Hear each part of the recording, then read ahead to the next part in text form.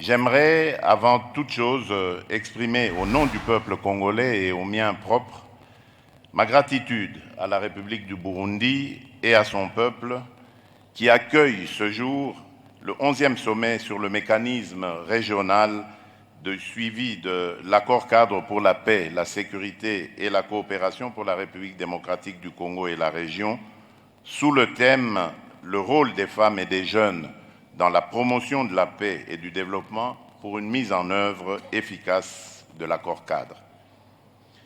J'exprime également les sentiments de fraternité du peuple congolais à l'endroit de chacun d'entre vous, dirigeants des pays signataires de l'accord cadre et de vos peuples respectifs. Je salue en outre la présence parmi nous du secrétaire général des Nations Unies, M. Antonio Guterres, dont les efforts inlassables à la quête de la paix et la sécurité dans le monde en général et dans notre région des Grands Lacs en particulier ne sont plus à démontrer. Excellences, Mesdames et Messieurs, comme vous le savez, la République démocratique du Congo avait eu le privilège d'accueillir en sa capitale Kinshasa la 10e réunion du mécanisme régional de suivi de l'accord cadre d'Addis Abeba. À cette occasion, vous aviez résolu de confier à mon pays, à travers ma personne, la responsabilité de présider à la destinée de notre mécanisme commun au cours des 15 derniers mois. Au nom de mon peuple et compte tenu de l'importance qu'il porte sur cet engagement, j'acceptais volontiers votre décision collective. À cet effet, j'avais placé mon mandat sous le signe de la consolidation des progrès modestes accomplis dans la mise en œuvre de l'accord cadre d'Addis Abeba et du renforcement de la coopération régionale pour gagner le pari de la paix durable. J'avais donc mis l'accent sur la promotion des investissements transfrontaliers afin de garantir la paix, un bien collectif recherché par nos peuples, et relevé qu'il revenait à toutes les parties prenantes de se remobiliser pour redynamiser notre structure régionale de gouvernance du dit accord cadre et de mieux impliquer nos populations dans la noble lutte pour la paix, la sécurité et la stabilité en République démocratique du Congo et dans la région. Excellences, Mesdames et Messieurs, au moment où je m'apprête à passer le témoin à mon estimé homologue et frère, son Excellence M. Évariste Ndayishimiye, président de la République du Burundi, je ne puis manquer de constater l'état alarmant de la situation sécuritaire dans la région des Grands Lacs en général et dans l'Est de la République démocratique du Congo en particulier. En effet, ces dernières semaines, le peuple congolais a une fois de plus été endeuillé par des tueries massives, notamment à Kizimba et à Kalega dans le Massissi, ainsi qu'à Kishiché dans le Rutshuru, dans la province du Nord Kivu, la faute à l'activisme des groupes armés et terroristes sévissant dans la région. Dans le même ordre d'idées, le regain de tensions observé au Soudan, plus particulièrement à Khartoum, fait des victimes innocentes et des déplacés par milliers. En leur nom et en leur mémoire, je vous prie, s'il vous plaît, de bien vouloir nous lever et observer un petit moment de recueillement. Mesdames et Messieurs, il y a de cela une décennie, la signature de cet accord cadre à Addis Abeba augurait de lendemains meilleurs et radieux pour les peuples de notre région. Nos États souscrivaient et décidaient de faire du respect de la souveraineté et de l'intégrité territoriale des pays voisins, de la non-ingérence dans les affaires intérieures des uns et des autres, de l'interdiction de fournir une assistance aux groupes armés ni à des personnes impliquées dans des crimes de guerre et contre l'humanité ou des crimes d'agression, et de la facilitation de l'administration de la justice grâce à l'entraide et à la coopération judiciaire dans la région, la pierre angulaire de notre action collective, nous autres États géographiquement localisés dans cette région des Grands Lacs africains. À la lueur des objectifs consacrés par cet accord historique, d'aucuns auraient préféré que soit célébré ce jour avec faste les acquis de notre engagement collectif pour une région des Grands Lacs complètement pacifiée. Hélas, c'est avec une profonde amertume et une grande désolation que nous constatons, 10 années après l'entrée en vigueur de cet accord, la rupture de ce pacte collectif par un État signataire, j'ai cité la République du Rwanda, qui,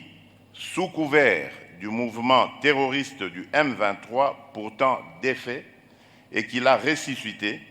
s'est donné la liberté d'agresser et d'envahir une partie de la province du Nord Kivu en République démocratique du Congo. Et ceci en totale violation de l'engagement régional numéro 3 de l'accord cadre dont il est signataire, de même que les chartes des Nations Unies et de l'Union africaine dont il est partie prenante, le tout sur fond d'exploitation illégale de nos ressources naturelles. Cette attitude délibérée et plus d'une fois réitérée par un État signataire ne nous impose un choix tout autre que la revitalisation de cet accord,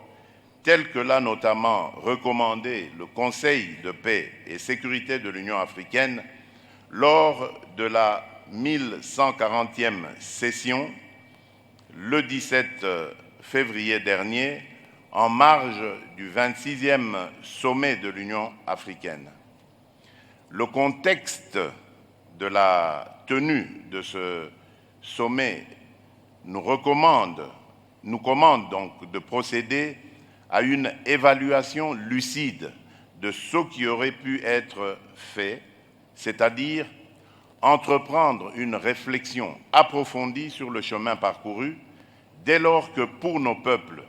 et le mien en particulier, nous sommes encore à la croisée des chemins. Ainsi donc, l'évaluation de l'état de mise en œuvre de nos engagements respectifs dans le cadre de l'accord cadre ne saurait être un exercice limité au seul pays de la région. Celui-ci devrait, sans nul doute, également requérir l'implication d'autres partenaires ainsi que celle des institutions garantes. Excellences, Mesdames et Messieurs, je m'adresse à vous du haut de cette tribune au nom d'un peuple qui n'aspire qu'à la paix et à la sécurité pour lui et pour les autres peuples frères de notre région.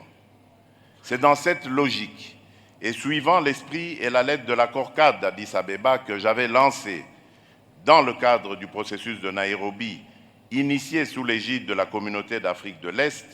un appel à tous mes frères et sœurs congolais constitués en groupes armés à venir sous l'arbre à palabres afin de définitivement faire taire les armes et donner enfin une chance à notre désir commun de reconstruire notre pays. Dans le même esprit, faisant face au combat engagé par le Rwanda sous couvert du M23 au Nord Kivu, il avait été décidé lors du mini-sommet du 23 novembre 2022 à Luanda, en Angola, dans le cadre du processus dit de Luanda, sous la facilitation de son Excellence M. João Lourenço, président de la République d'Angola, président en exercice de la Conférence internationale de la région des Grands Lacs, la CIRGL, et médiateur désigné de l'Union africaine pour venir à bout de la situation sécuritaire alarmante, de la cessation des hostilités et des attaques du M23 contre les forces armées de la République démocratique du Congo et la MONUSCO, ainsi que de son retrait des territoires occupés vers les sites de cantonnement. Je tiens donc à saluer les efforts fournis par son Excellence M. Évariste Ndayishimiye, président de la République du Burundi et président en exercice de la Communauté des États d'Afrique de l'Est, ainsi que son Excellence M. Uhuru Kenyatta, président honoraire de la République du Kenya et facilitateur désigné par la Communauté d'Afrique de l'Est, qu'il me soit également permis d'exprimer toute la gratitude du peuple congolais à l'égard de mon homologue et frère, son Excellence M. João Lourenço, président de la République d'Angola et médiateur mandaté par l'Union africaine. Pour ce qui est du renforcement de la coopération judiciaire, il vous souviendra qu'en date du 16 juin 2022, mon pays a abrité à Kinshasa la réunion des ministres en charge de la justice des États membres de la CIRGL qui a abouti par la déclaration de Kinshasa, laquelle a donné des orientations sur les étapes prioritaires à suivre afin d'harmoniser l'entraide judiciaire et les demandes d'extradition en matière pénale. En effet, le peuple congolais y attache une importance vitale parce qu'il s'agit de son droit de connaître la vérité et d'obtenir réparation, car la justice régionale devra établir les crimes et juger les coupables. Excellence, Monsieur le Président Évariste Ndayishimiye, en vous passant le flambeau de la présidence du mécanisme régional de suivi de l'accord-cadre pour la paix, la sécurité et la coopération pour la République démocratique du Congo et la région, je voudrais vous souhaiter plein succès, mais surtout vous encourager à vous armer de résilience et de justice dans cette haute responsabilité. Soyez rassurés, chers frères, du soutien de la République démocratique du Congo qui restera toujours à vos côtés et au service de la région des Grands Lacs. C'est avec un très grand plaisir que je transmets maintenant les pouvoirs de la présidence du mécanisme régional de suivi de l'accord-cadre pour la paix, la sécurité et la coopération pour la République démocratique du Congo et la région. Monsieur le Président, vous avez à la fois la présidence et la parole. Je vous remercie. Que Dieu bénisse notre région.